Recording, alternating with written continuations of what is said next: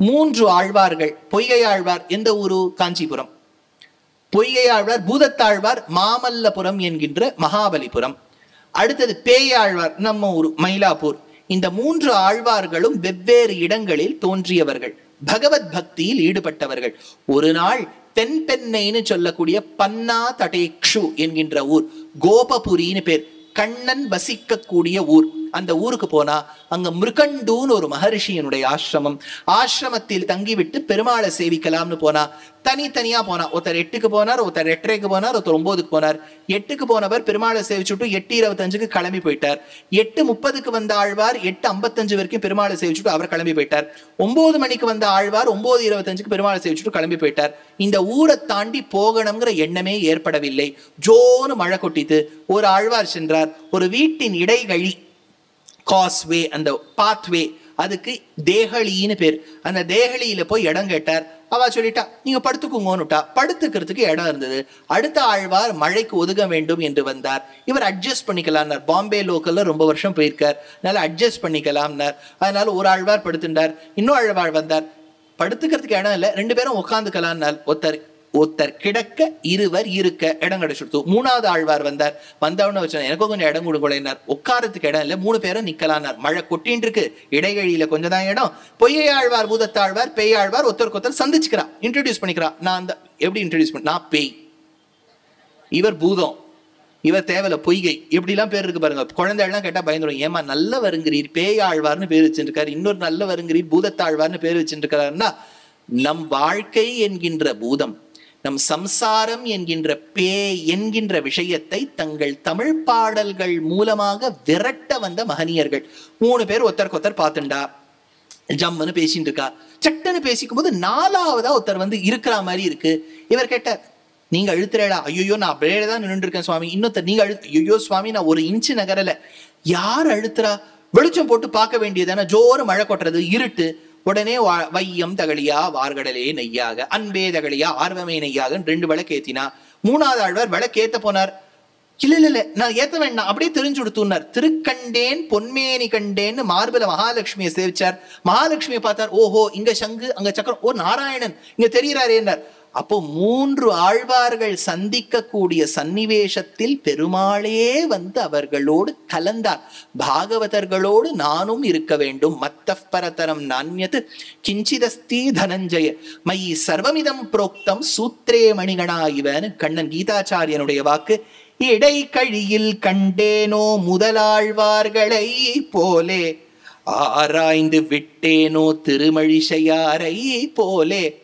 இப்போ நான் சொல்றேன்னு வச்சுக்கோ, சனாதன தர்மம் தான் பெஸ்ட், ஹிந்து மதம் தான் ஒசத்தின்னு சொன்னேன்னு வச்சுக்கோ. இதுல ஒரு சின்ன கோளாறு இருக்கு. நம்ம குழந்தை என்ன கேட்கும்னா, நீ இதுதான் பெஸ்ட்ன்னு சொன்னியான ஏனைய மதங்கள்ல இருந்துட்டா வந்து இதை பெஸ்ட்ன்னு சொல்றதுக்கு. இப்போ நீங்க மைலோவை சாப்பிட்டுட்டு, ஓவல்டின்னை சாப்பிட்டுட்டு, ஹார்லிக்ஸை சாப்பிட்டுட்டு, போன்விட்டாவை சாப்பிட்டுட்டு, கடைசியா இதெல்லாம் வேண்டாம் ட்ரிங்கிங் சாக்லேட் தான் பெஸ்ட்ன்னு சொன்னேன்னா அப்போ ஒத்துப்பா. ஏன்னா நீங்க பாக்கினால திரஸ்காரம் பண்ணிவிட்டேன். அனிஷ்ட நிவிருத்தி இஷ்ட பிராப்தி ஏற்பட்டு, இது 4 வேண்டாம், எனக்கு ட்ரிங்கிங் சாக்லேட் தான் வசதிங்கிற ஞானம் வந்துடுத்து. ஆனால் எதையுமே சாப்பிடாமல் ட்ரிங்கிங் சாக்லேட் தான் பெஸ்ட்னு விட்டேன்னா இன்னொருத்தர் கேட்பா, இல்லைண்ணா இதை விட வசதி ஹார்லிக்ஸ் இருக்கு, அதை விட வசதி பூஸ்ட் இருக்கு, அதை விட வசதி மைலோ இருக்கும்பா.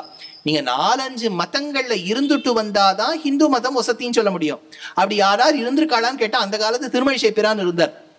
அவர் முதல்ல பௌத்தத்துக்கு போனார், ஜீனத்துக்கு போனார், பல்வேறு கோணங்கள்ல போயிட்டு கடைசியா நாராயணனுடைய மதத்துக்கு வந்தார். அவரே சொல்ற, சாக்கியம் கன்றோம் சங்கரனா சொன்ன சமயம் ஆராய்ந்தோம், நாராயணனை காட்டில் வேறு தெய்வம் இல்லை என்று தெரிந்தோம்னு வந்தார். அப்படின்னா ஆராய்ந்து விட்டேனோ. இப்போ சில குழந்தைகள்லாம் என்னன்னா கிளியரா இன்ஜினியரிங்னா இன்ஜினியரிங் தான், வேற எதுவுமே யோசிக்காது. சில குழந்தைகள் டாக்டர்னா ஆகணும், நீட் படிக்கணுமா ஆகணும், அவ மாட்டேங்கிட்ட அவ ஏதோ சொல்லிட்டு போட்டா நான் படிக்கிறத படிச்சுடுறேன்னு அதை உட்காந்துட்டு இருக்கும்.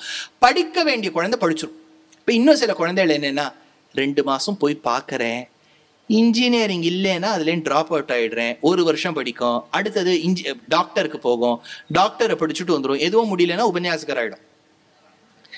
எதுக்கு இது சொல்ல வந்தேன்னா, ஏதாவது ஒண்ணு விடுறதுன்னு இருக்கு இல்லையா. திருமழிசை பிரான் சொன்னார், ஆராய்ந்து விட்டேனோ திருமழிசையாரை போலே. இந்த வார்த்தை இருக்கு பாருங்க, திருமழிசை, தமிழை காப்பேன் அப்படின்னு 10 பேர் சொல்றா இல்லையா, அவள் இதை முதல்ல சொல்லுங்க. திருமழிசை, திருமழிசை, திருமழிசை. 10 தடவை வேண்டாம், ஒரு தடவை சொல்லுங்க, அப்புறம் தமிழை காக்கலாம். அதனால ஆராய்ந்து விட்டேனோ திருமழிசையாரை போலே.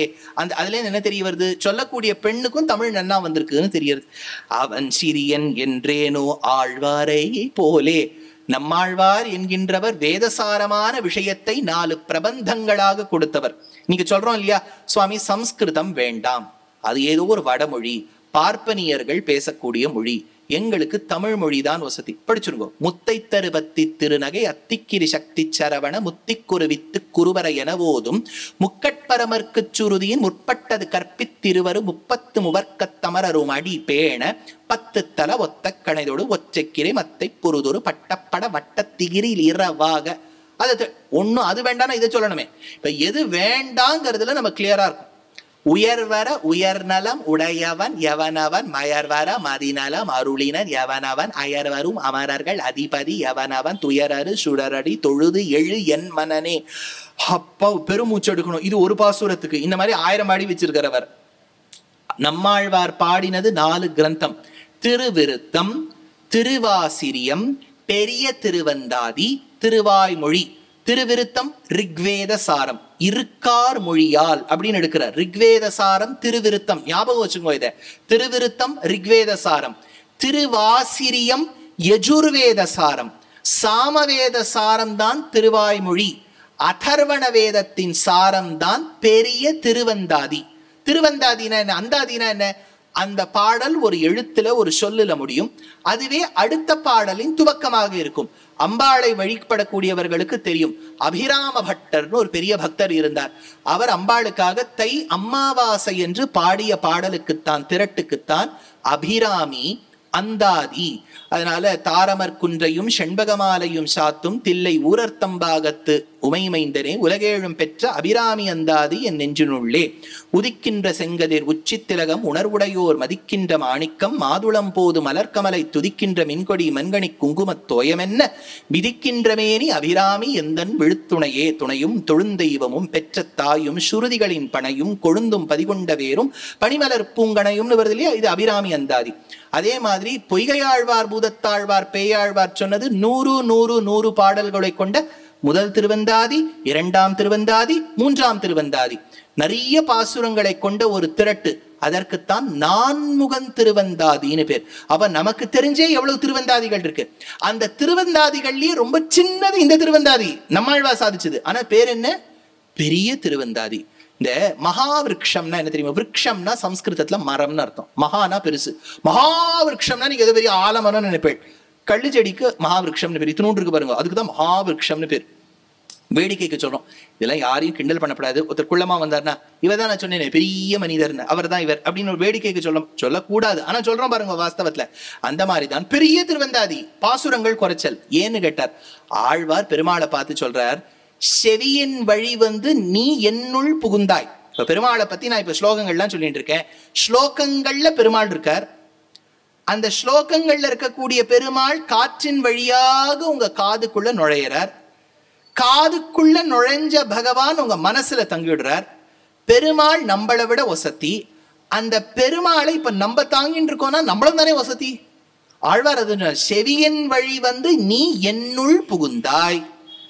யான் பெரியன் நீ பெரியன் என்பதனை யார் அறிவார் அப்படின்னு ஆழ்வார் கேட்டார். நான் பெரியவனா நீ பெரியவனா யாருக்கு தெரியும்? ஏன்னா உலகத்தை சுமப்பவன் நீ, உயர்ந்தவன். உன்னை என் மனதில் தாங்குகின்றேன் நான். அப்ப நான் உயர்ந்தவனா நீ உயர்ந்தவனா? உலகத்தை சுமக்கக்கூடிய உன்னை தாங்குபவன் நான் தானே வசதி. அப்ப ஆழ்வார் என்ன கேட்கிற? கேள்வி மாதிரி கேட்கிற. யான் பெரியன் நீ பெரியன், நான் பெருசா நீ பெருசா யாருக்கு தெரியும்னு கேட்டார். அப்படி இல்லையா, யான் பெரியன் எப்படி அர்த்தம் பண்ணணுமா? ஆழ்வார் சொல்லிட்டார், நான் பெரியவன் தான். நீ பெரிய என்பதனை யார் அறிவார்? நீ பெரியவனான்னு யாருக்கு தெரியும் அப்படின்னு கேட்டாராம். அந்த மாதிரி இந்த இடத்துல அவன் சிறியன் என்றேனோ ஆழ்வாரை போலே. நம்மாழ்வார் சொன்னார் இல்லையா, நான் உன்னை தாங்கிட்டு இருக்கேன், நான் பெரியவன், நீ எனக்குள்ள இருக்க, நீ சிறியவன். எப்பவுமே set B is a subset of A னா A is greater than B தானே. நீ எப்போ என் மனசுக்குள்ள இருக்கியோ நான் உன்னை விட பெரியவன் தானே. அதனால அவன் சிறியன் என்றேனோ ஆழ்வாரை போலே, தேவு மச்சரியேன் என்றேனோ மதுர கவியாழ்வாரை போலே. ஆழ்வார்கள்லயே அத்தான ஆழ்வார்களும் பெருமாளை பாடியிருக்கா எக்ஸப்ட் ஒன். அவருக்கு மதுரகவி ஆழ்வார்னு பேர். அவர் போய் என்ன பண்ணிவிட்டார், கிருஷ்ணரை பாடுறேன் பேர் விழின்னு சொல்லிட்டு 2 வரியில கிருஷ்ணரை பாடிவிட்டு எல்லா கிருஷ்ணரும் எங்க ஆழ்வாருக்குள்ள அடக்கம்னு விட்டார்.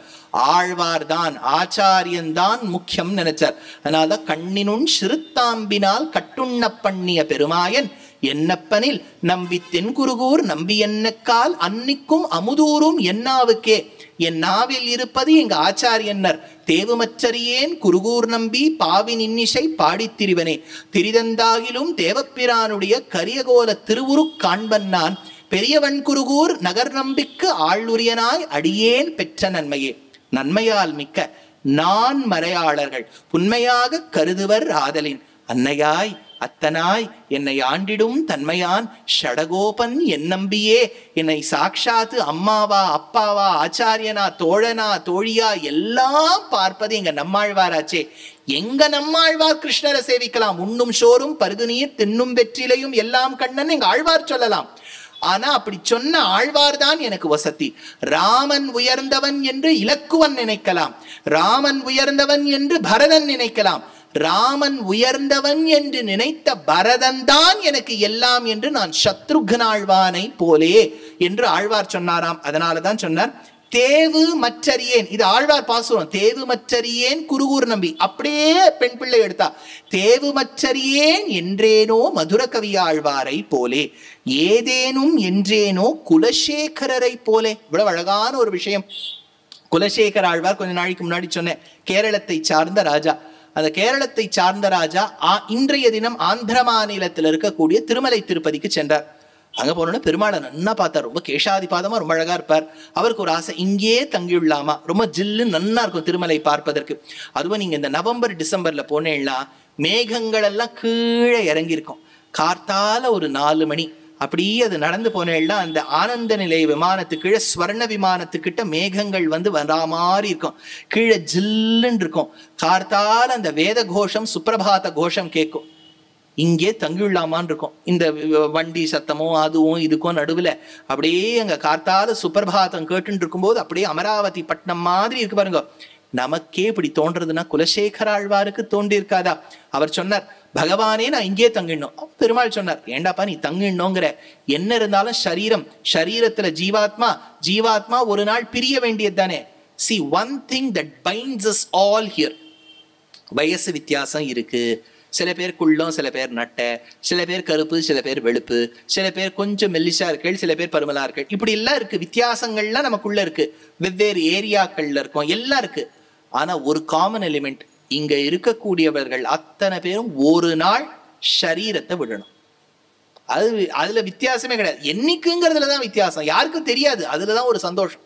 தெரிஞ்சிருந்ததுன்னு வச்சுக்கோங்க, நானும் வந்திருக்க மாட்டேன், நீங்களும் வந்திருக்க மாட்டேன். பயத்திலேயே உட்கார்ந்துட்டு இருப்போம். ஐயோ இதுல இவ்வளவு நாள் குறைஞ்சு விடுத்தேன், இவ்வளவு நாள் குறைஞ்சு விடுத்தேன். அந்த சஸ்பென்ஸ் பகவான் மெயின்டைன் பண்றாரு பாருங்க, அதுதான் அழகு. அதனால எல்லாருக்கும் தின்னும் சரீரத்தை பிரிய போறோம். ஆழ்வாரை பார்த்து பெருமாள் சொன்னார், ஒரு நாள் உம்ம சரீரத்தை நீர் விட வேண்டியது தானே அப்படின்னு சொல்லும் போது ஆழ்வார் சொன்னார், விடணும். அப்புறம் என்ன கிடைக்கும்? மோட்சம் கிடைக்கலாம், லெட்ஸ் see அப்படின்னார். ஐயோ அடுத்த ஜென்மம் உண்டா? இருக்கலாம். பெருமாள் எல்லாம் வெதர் ரிப்போர்ட் மாதிரி தான் சொல்வார். இருக்கலாம், நடக்கலாம், முடியலாம் எல்லாம் சொன்னார். அப்ப ஆழ்வார் கேட்டார், ஐயோ அடுத்த ஜென்மம் எங்க இருக்கும்? தெரியல. யூக்ரைனா இருக்கலாம், ட்ரம்போட கொள்ளுபேரனா இருக்கலாம், எப்படியோ ஒண்ணும் இல்ல. மெலானியா தான் பாட்டின்னு வச்சுக்கோ, எப்படி இருக்கும் பாருங்க. மெலானியா, எலான் மஸ்க் எல்லாம் ஆத்துல வந்து விளையாடிட்டு இருக்கா, அப்படியும் இருக்கலாம் இல்லையா. ஈரான்லயும் பிறக்கலாம், காசால பிறக்கலாம், ஆப்பிரிக்கால பிறக்கலாம், வடதேசத்துல பிறக்கலாம். இங்க ஹிந்தி வேண்டான்னு சொல்றப்ப ஹிந்திக்காராளாவே பிறக்கலாம் இல்லையா. இப்ப இந்த ஜென்மம் போராது, இப்ப பானிபுரி வாலாங்கிறோம், அடுத்தது பானிபுரியாவே சாப்பிட்டு இருப்போம் போல இருக்கு. இது பிறக்கலாம் எங்க வேணா பாருங்க. அடுத்த ஜென்மம்ங்கிறது நீ நமக்கு பகவான் சாய்ஸே கொடுக்கல. வெஸ்மாமலத்துல ஆரியகவுடாரோல தான் பிறப்போம். நம்ம என்ன எழுதியா வச்சிருக்காரு பெருமாள், எங்க வேணாலும் எதுவா வேணாலும் பிறக்கலாம். ஞாபகம் வச்சுக்கோ, மனுஷ சரீரம் தான் கிடைக்கணுங்கிறது இல்ல. இதே தெருவில் ஒரு நாயா போயிட்டு இருப்போம், இதே எது வேணாலும் ஆகலாம். சுவாமி புழுவா கூட இருப்போம். சீமலோ பிரம்மலோ சிவகேசவாதுலோன்னு தியாகராஜர். ஆப்ரம்ம கீட்ட ஜனனி வர்ணாசிரம விதாயினி. எதுவா வேணாலும் கரப்பாம்பூச்சியா பிறப்போம். ஏன் சார் நீங்க திருக்கோளூர் பெண் பிள்ளை ரகசியம் சொல்லியிருக்கேள், நீங்களும் கரப்பாம்பூச்சியா பிறப்பேல? என்ன ஒரு பணக்காரத்துல கரப்பாம்பூச்சியா இருப்பேன், அவ்வளவுதான். கரப்பாம்பூச்சி சத்தியம். அது பெரிய 3 bedroom அபார்ட்மெண்ட்ல ஒரு அழகா கரப்பாம்பூச்சியா இருப்பான். மொத்தத்துல கரப்பாம்பூச்சி உண்டு சத்தியம். யோசிச்சு பாருங்க, நம்மள பெருமாள் நம்ம என்ன கர்மா பண்ணி வச்சிருக்கோமோ, நம்ம எத்தனை சேர்த்து வச்சிருக்கோமோ, எந்த மூட்டைய பகவான் அவிழ்க்க போறாரோ அந்த மூட்டையில எவ்வளவு கர்மா இருக்கோ அதை நினைச்சுட்டு தான் நம்ம ஆச்சாரியர்கள்லாம் பயப்படுவா. ஐயோ, இந்த அவதாரத்துல ஒரு திருக்கோளூர் பெண் பிள்ளை ரகசியம்னு ஒண்ணு இருக்கு, அதை சொல்றதுக்கான பாக்கியம் எனக்கு இருக்கு, கேட்கறதுக்கான பாக்கியம் உங்களுக்கு. We are all equally fortunate இல்லையா? அந்த பாக்கியம் நமக்கு அடுத்த ஜென்மத்துல இருக்குமான்னு தெரியாதே. ஆழ்வார் பயந்துட்டார். ராஜாவா வாழ்ந்தவர், கொள்ளிக்காவலன், கூடல் நாயகன், கோழியர்கோன், குலசேகரன், பயந்துட்டார். அப்ப பெருமாள் கேட்டார், அடுத்த ஜென்மம் உண்டா? இருக்கலாம்னார். ஒருவேளை இருந்ததுனாலும் இந்த திருமலையில் நான் மரமாக பிறக்க வேண்டும். ஏன்? வரக்கூடிய பக்தர் டயர்டா இருக்குன்னு அந்த தன்னுடைய திருமேனிய இந்த மரத்துல சாட்சிப்பர் இல்லையா, அந்த பாகவதோத்தமருடைய தேகஸ்பர்ஷம் எனக்கு ஏற்பட வேண்டும். ஆனா மரம்னா என்ன? வெட்டிடுவா. இப்ப தெலுங்கானால வெட்டிண்டே இருக்கா பாருங்க, நிறைய மரம், மயிலுக்கெல்லாம் இடம் இல்லை, மரத்தை வெட்டிடுவா. மரத்தை எடுத்துன்னு போய் எங்கேயாவது ஃபர்னிச்சர் பண்ணிடுவா. அப்புறம் நம்ம விக்டோரியா டெக்னிக்கல் இன்ஸ்டியூட்டுக்கு வந்துருவோம். எங்க பண்றதுன்னு மிஞ்சி மிஞ்சி போனா பெப்பர் ஃப்ரைக்காவது போயிடுவோம். நன்னா மிளகா நன்னா அரைச்சு போட்டு பண்ணிட வேண்டியதுதான். அங்க போயிடுவோம். எங்கதான் பண்றது? மரமா ஆக வேண்டுமா? மரம் வேண்டாம், அங்க இருக்கக்கூடிய முள்ளா இருக்கணும். ஏன்னா வழியில முள்ளை யாரும் தொடவே மாட்டா பாருங்க. இப்ப புஷ்பத்தை நீங்க பறிப்பேள், முள்ள பறிக்க மாட்டேள், அப்படின்னா முள்ள அங்கேயே இருந்துடலாம். அதுக்கு மேல தார் ரோடு போட்டுவிட்டா என்ன பண்றது? முள்ளாவும் முடியாது. கானாராய் பாயும், அங்க இருக்கக்கூடிய ஒரு அருவியா, ஒரு சின்ன அங்க குமாரதாரான்னு பேரு, பாபநாசினி, ஆகாஷகங்கா, ஏதோ ஒரு ஆறா போகணும். அதுலேருந்து திருப்பி ஹைட்ரோ எலக்ட்ரிசிட்டி எடுத்துட்டோ அப்புறம் கீழே ஒரு தனியா பைப்பை போட்டு கீழ் திருப்பதிக்கு சொல்லிவிட்டா அப்ப அதுவும் போயிடும். அப்ப அதுவும் முடியாது. மீனாய் பிறக்கும் அங்க கோனேரின்னு ஒரு புஷ்கரிணி, கோனேரி சுவாமி புஷ்கரிணின்னு பேரு. சுவாமி புஷ்கரிணி தட்டே ரமயா ரமமானாய வெங்கடேஷாய மங்களம். அந்த சுவாமி புஷ்கரிணியில ஒரு மீனா பிறக்கணும். அங்க ஏதோ பெங்கால் தேசத்தை சேர்ந்தவர் வரார். ஓ, இது மீன்ச்சே அப்படின்னு சொல்லிட்டு மீனை எடுத்துன்னு போய் அவர் நல்லா பொரிச்சு கூட்டு பண்ணி சாப்பிட்டுட்டாருன்னா அப்புறம் இந்த மீன் அங்க இருக்கிறதும் பிரயோஜனம் இல்லை. சரி, மீனாவும் இருக்க முடியாது. மீன் வேண்டாம், கம்பகமாய் வேண்டாம், மரமாய் வேண்டாம். சரி பகவானே இதெல்லாம் விட்டுடும், உன் வாசல்ல நான் படியா இருக்கணும். வாசல்ல படி, குலசேகர ஆழ்வார் படின்னு பேர். அப்போ ஒருவேளை ஆழ்வார் இருக்காருன்னு தெரிஞ்சு யாராவது மிதிக்காம விட்டுட்டா, அதுக்கு முன்னாடி ஆழ்வார் சொன்னார், நீ உமிழும் வட்டிலாக இருக்க வேண்டும். பெருமாள் என்ன சாப்பிட்டுட்டு கொஞ்சம் வெத்தலை எல்லாம் போட்டுட்டு உமிழ்வார் இல்லையா, அது அந்த கப்பு இருக்கு பாருங்க, அவர் உமிழக்கூடிய கப்பானா இருக்கணுங்கிறார். அப்புறம் ஒருவேளை அந்த கப்பை யாராவது திருடின்னு போயிட்டான்னு வச்சுக்கோ, அப்புறம் என்ன பண்றது? அதனால கப்பும் வேண்டாம், படியும் வேண்டாம். அப்புறம் ஆழ்வாருக்கு தோணி எடுத்தான், நான் யார் என் பகவானுக்கு கட்டளையிட நான் மரமா பிறக்கணும், முள்ளா பிறக்கணும், மீனா பிறக்கணும், கொக்கா பிறக்கணும், அருவியா பிறக்கணும், குவளையா பிறக்கணும், படியா பிறக்கணும்னு அவன் என்ன எனக்கு நியமிச்சு வச்சிருக்கானோ பிறக்கணும். ஆனா ஒன்னே ஒண்ணு பகவானே, நான் ஆசைப்படுறது ஒண்ணு, திருமலை மேல் ஏதேனும் ஆவேனே. நான் எதுவா வேணாலும் ஆயிட்டு போறேன், குப்பை தொட்டியா வேணாலும் ஆயிட்டு போறேன். ஆனா அது திருமலையில இருக்கக்கூடிய குப்பு தொட்டியா இருக்கணும், திருமலையில இருக்கக்கூடிய கல்லா இருக்கணும். அதனால ஆழ்வார் திருமலை மேல் ஏதேனும் செடியாயவல் வினைகள் தீர்க்கும் திருமலே நெடியோனே வேங்கடவா நின் கோயில் நின் வாசல் அடியாரும் வானவரும் அறம்பயரும் கிடந்தியங்கும் படியாய் கிடந்து உன் பவளவாய் காண்பேனே திருமலை மேல் ஏதேனுமாவேனே. அத பெண் பிள்ளை சொல்றாளாம், ஏதேனும் என்றேனோ குலசேகரரை போலே.